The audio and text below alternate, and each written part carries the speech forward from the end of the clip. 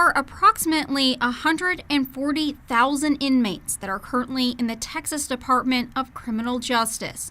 Some of those inmates took a plea deal. As of November 1st of 2019, 967 cases were resolved in a plea agreement in these 7 counties throughout the Concho Valley. This is a negotiation between the district attorney and the defendant's attorney in exchange for the defendant to waive their right to a trial. And we've accused of committing a felony crime, agrees to admit guilt.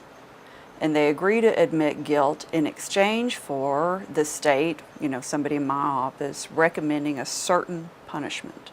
If an agreement is accepted, Allison Palmer, district attorney for the 51st Judicial District of Texas, says there are some benefits to a plea agreement compared to going to trial. More efficient than a trial, which takes a lot longer.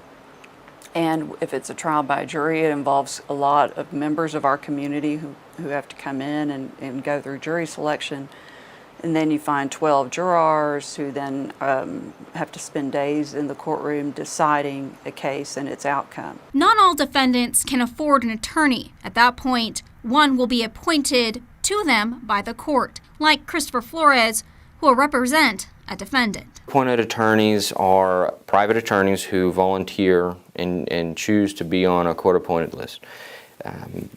On that court-appointed list, we do take a reduced rate in our fees, but we agree to it. The defendant's attorney will be paid by the county. Attorneys add themselves to a list for different reasons. For Flores, it's gaining more experience in the field. It gets me in the courtroom, and I like to be in the courtroom a lot, so that's the perk. For newly licensed attorneys, this gives them the chance to be in the courtroom and also allows them to make a decision on whether they want to continue a career in criminal law. Flores says in his experience, the defendant's state could go against the defendant he has represented if they have prior convictions. In the state of Texas, if you have a prior felony, you are charged and accused of a new felony, you can be enhanced. This means for a defendant, even if they're innocent, taking a case to trial, they run the risk of getting a higher conviction and time behind bars. However, on the plaintiff's side, it's about the victim. And a lot of times, especially with child victims,